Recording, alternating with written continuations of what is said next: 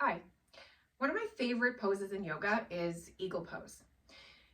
Most of the time when you see eagle pose, you see people with thin legs, which I don't have, wrapping their leg all the way around and like touching the back of their other calf, right? That's not something that's accessible to me. Number one, I have thick thighs and big calves. And number two, I don't necessarily have the mobility in my knees and my hips due to injuries, age, etc. So I'm going to show you how I do eagle pose to make sure that I'm getting maximum benefit out of the pose in my body.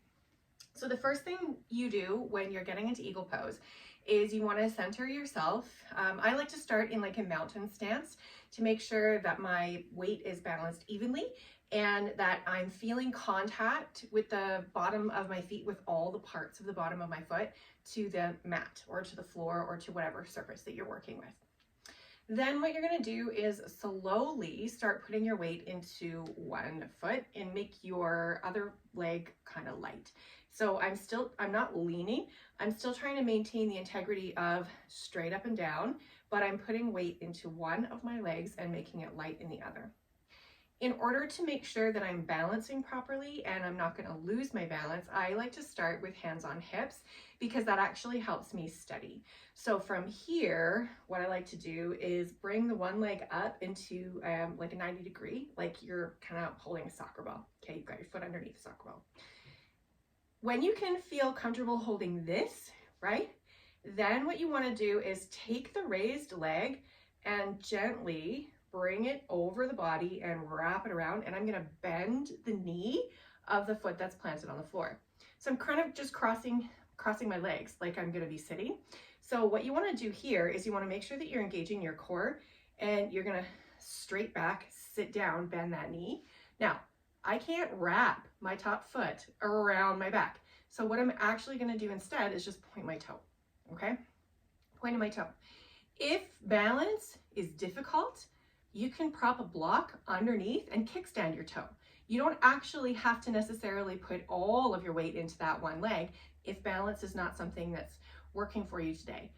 Try this on my other side. I guarantee you I'm going to fall out while I'm talking and making gestures with my arms. All right, so if this feels good, right, the next thing you want to do is raise up the arms, and then you're going to bring the arm that's corresponding to the raised leg underneath the other arm. For me, this is my right. Woo! See? And if you fall out of the pose, no problem. You're going to get back in. I took a long time to do that, and I've already done a practice, so my legs are a little bit wobbly. Let's reset. Okay? I'm going to put it there. I'm going to put it over. I'm going to come down, and then I'm going to raise my arms up, and the right arm comes under the left for me. Okay? Now here, what you want to do, point the toe that's hovering, raise the elbows up so you're getting the maximum stretch in your shoulders, and that's eagle pose for you.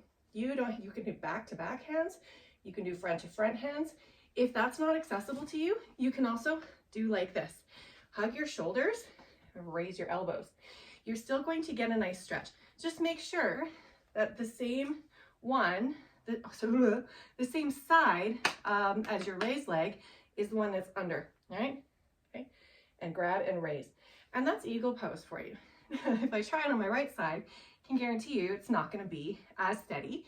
That's okay, because we all fall down when we're doing balancing poses in yoga. Go ahead and give it a try.